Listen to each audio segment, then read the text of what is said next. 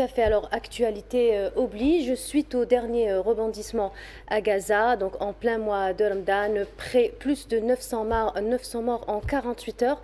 Nous allons donc aborder ce soir les guerres actuelles qui s'étendent sur nos plateformes numériques. Donc, l'un des principaux avantages des médias sociaux, c'est leur capacité à diffuser rapidement l'information.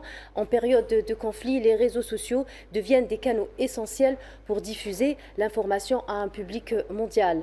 Le blocus de l'information que mène l'entité sioniste en empêchant d'une part les journalistes l'accès au territoire, mais aussi en coupant de façon périodique l'accès à Internet, donc contribue à ce brouillard informationnel. Bon nombre de journalistes, près de 200 journalistes sont tombés en martyrs justement en assurant la couverture de ce génocide sioniste.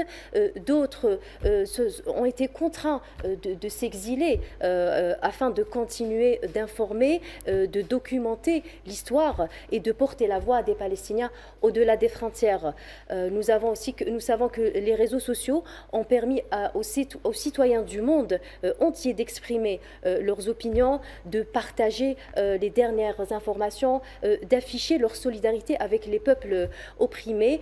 C'est un fait. En fait, les peuples ont vraiment tranché à l'échelle mondiale.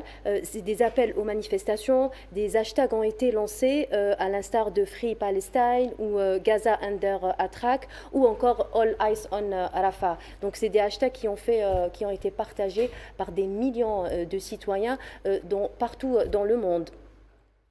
Les célébrités ne sont pas en reste à travers leurs réseaux sociaux, justement. Et on a beaucoup qui ont soutenu la cause palestinienne. Tout à justement. fait. Donc, à travers leurs réseaux sociaux, elles dénoncent ces atrocités sionistes commises à Gaza.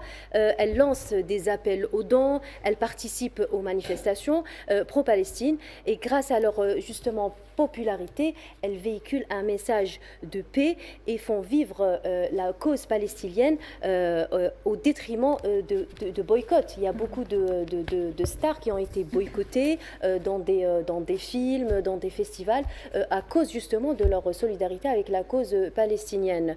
De leur côté, vous avez, on remarque que ces médias sociaux permettent aux oppresseurs justement de manipuler, de censurer, de falsifier l'histoire. Il y a même des dirigeants qui en ont profité de ces nouvelles technologies pour faire leur propre campagne. Donc, en ces temps atroces, le conflit s'intensifie sous un silence assourdissant des instances internationales.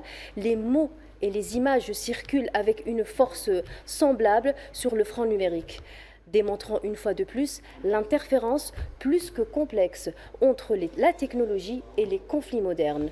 Donc la bataille pour la vérité n'a jamais été aussi cruciale que celle pour le territoire.